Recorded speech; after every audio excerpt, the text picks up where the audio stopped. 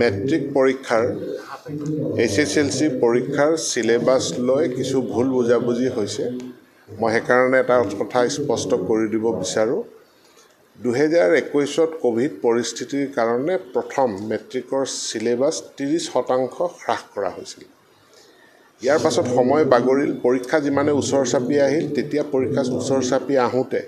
সেবাই তেতিয়াই এটা সিদ্ধান্ত লৈছিল যে আৰু 10% সিলেবাস কৰ্তন কৰাৰ কাৰণে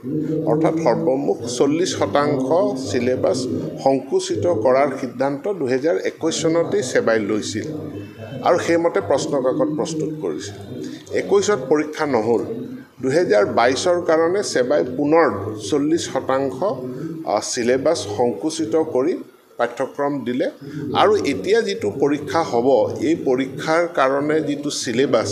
এই সিলেবাস আৰু 2021ৰ শেষৰ ফালে পৰীক্ষাৰ আগে আগে নিৰ্ধাৰিত কৰা সিলেবাস একেটাই আৰু তাৰ ওপৰতে 2021 চনত যেতিয়া আমাৰ প্ৰশ্নকাকতসমূহ প্ৰস্তুত কৰা হৈছিল সেই প্ৰশ্নকাকতসমূহ 30% সংকুচিত সিলেবাসত নহয় 40% সংকুচিত সিলেবাসৰ ওপৰত ভিত্তি কৰি প্ৰশ্নকাকতসমূহ প্ৰস্তুত কৰা হৈছিল মই পুনৰবাৰ কৈ দিব বিচাৰো যে 2021 চনৰ যিখন প্ৰশ্নকাকত প্ৰস্তুত কৰা হৈছিল সেই প্ৰশ্নকাকতখন 30% নহয় হেতু আছিল আৰম্ভণি পিছত যেহেতু 40% লৈকে সংকুচিত কৰিছিল গতিকে সংকুচিত 40% সংকুচিত পাঠ্যক্ৰমৰ ওপৰতে 2021 চনৰ প্ৰশ্নকাকতখন প্ৰস্তুত কৰা হৈছিল পৰীক্ষা যেহেতু নহল পেকেট খোলা নহল হি সম্পূৰ্ণ সুৰক্ষিত অৱস্থাত আছিল তাক ৰখা হৈছিল আৰু সেই 2021 চনৰ প্ৰশ্নকাকত যিখন 40% সংকুচিত পাঠ্যক্ৰমৰ ওপৰত প্ৰস্তুত কৰা সেইখন প্ৰশ্নকাকতে দিয়া হ'ব ইয়াক লৈ কোনো শিক্ষাৰ্থী তেওঁলোক চিন্তিত হোৱাৰ কোনো কাৰণ নাই বুলি মই সকলোকে জনাইছো স্পষ্ট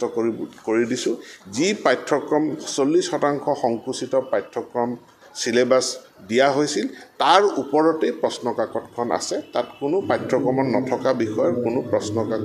প্ৰশ্ন নাথাকে এই কথাটো মই সকলোকে স্পষ্ট কৰি দিছো সকলোৱে আশ্বস্ত থাকক বোৰ্ডখন এখনৰ বোৰ্ডৰ দায়বদ্ধতা আছে আৰু বোৰ্ডে খুব দায়বদ্ধতাৰে এই কামখিনি কৰিছে তেওঁলোক গোটেই সমস্যাটোক লৈ